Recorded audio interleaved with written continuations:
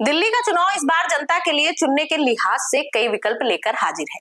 अब तक आम आदमी पार्टी की रेवड़ी पॉलिटिक्स का मजाक उड़ाने वाली भारतीय जनता पार्टी को अब रेवड़ी में ही भविष्य दिख रहा है। अरविंद केजरीवाल पर दिल्ली वालों को रेवड़ी बांटने का इल्जाम लगाने वाली बीजेपी भी अपने संकल्प पत्र में मुफ्त का चंदन घिस मेरे नंदन स्कीम लेकर आ गई है। मुफ्त बिजली, पानी, शिक्षा जैसे चुनावी वायदों को छोड़ दे तो लगता है बीजेपी ने आम आदमी पार्टी का ही मैनिफेस्टो जारी कर माहौल और चुनाव जीतने का मन बना लिया है। मन की बात का प्रचार और प्रसार करने वाली बीजेपी क्या इस बार संकल्प से सिद्धि का कारनामा कर पाएगी, ये तो वक्त ही बताएगा।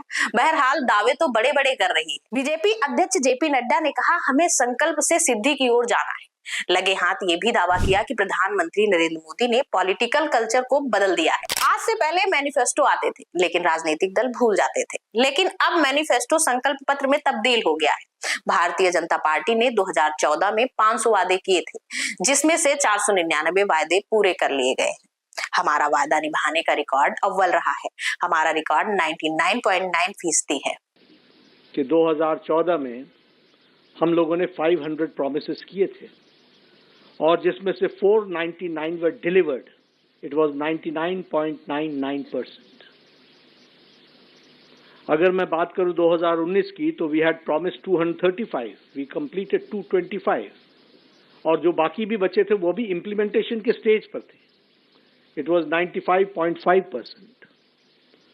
उसी तरीके से हम अगर संकल्पों की बात करें तो हमने गरीब कल्याण, सुशासन, गुड गवर्नेंस, विकास, डेवलपमेंट, महिला सम्मान, युवाओं की मेन स्ट्रीमिंग, किसानों की मेन स्ट्रीमिंग, मजदूर वर्ग को मुख्य धारा में लाना, ये सब को अपना ऑब्जेक्टिव बनाकर आज हमें खुशी होती है कि हम ये कह सकते हैं कि अकॉर्डिंग टू नीति आयोग आज 25 करोड़ लोग बीपीएल की रेखा से ऊपर आ चुके हैं, बिलो पॉवर्टी लाइन से ऊपर आ चुके हैं, गरीबी की रेखा से। नड्डा महाराष्ट्र और हरियाणा का एग्जाम्पल देकर हवा का रुख अपनी ओर मोड़ने में लगे हैं। बीजेपी दावा कर रही है कि दिल्ली में भी बीजेपी की सरकार बनने पर महिलाओं को हर महीने 2500 रुपए दिए जाएंगे।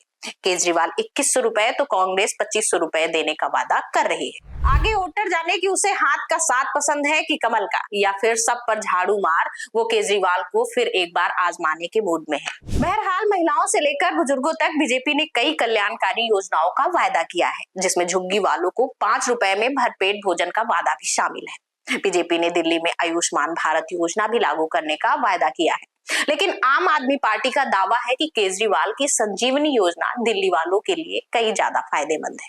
संजीवनी योजना और आयुष्मान योजना की तुलना करते हुए दिल्ली की मुख्यमंत्री आतिशी ने संजीवनी योजना को हर तरह से बेहतर बताया है। आतिशी का कहना है कि आयुष्मान भारत योजना में कई शर्तें लागू हैं, जबकि संजीवनी योजना 60 साल से ज्यादा उम्र के सभी बुजुर्गों के लिए उपलब्ध होगी। और तो और अरविंद केजरीवाल का भी वायदा है कि बुजुर्गों का पूरा इलाज सरकारी अस्पतालों में ही नहीं, निजी अस्पतालों में भी कराया जा सकेगा। वहीं कांग्रेस ने घोषणा पत्र में स्वास्थ्य बीमा योजना के तहत आम लोगों को 25 लाख रुपए तक मुफ्त इलाज देने का वायदा किया है। यही नहीं, कांग्रेसिया दिल्ली के रजिस्टर्ड बेरोजगार युवाओं को 1 साल तक 8,500 रुपए हर महीना देने का वायदा भी कर रही है। रेवड़ी यही नहीं रुक रही। कुछ दिन पहले केजरीवाल की आपकी तरफ से बुजुर्गों की पेंशन स्कीम को दोबारा शुरू करने का ऐलान किया गया था, जिसमें 80,000 नए बुजुर्गों को जोड़े जाने की बात कही गई है। पहले 4.5 लाख लोगों को इस स्कीम का फायदा मिलता था, अब ये संख्या बढ़ा दी जाएगी, ऐसा ऐलान किया गया है।